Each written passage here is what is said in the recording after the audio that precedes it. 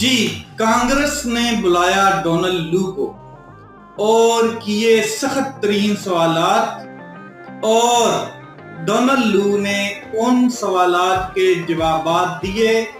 مگر پاکستان کے حوالے سے اور پاکستانی رجیم کے حوالے سے، پھر پاکستان کے الیکشنز کے حوالے سے جو انکشافات، جو باتیں ڈونلڈ لو نے کی ہیں، اس میں کئی چیزوں کی تصدیق کی گئی ہے اور کئی چیزوں کو جھوٹ کا پلندہ کہا گیا ہے۔ اس کے علاوہ علی امین گنڈاپور صاحب نے نواز شریف صاحب اور شہباز شریف صاحب کو ایک بار جھنجھوڑا ہے اور بتایا ہے کہ میاں صاحب آپ ہاتھ کھولا رکھو، کیونکہ کے پی کے صوبہ میرے پاس ہے اور اس ٹائم میں کے پی کے کا وزیر اعلیٰ ہوں۔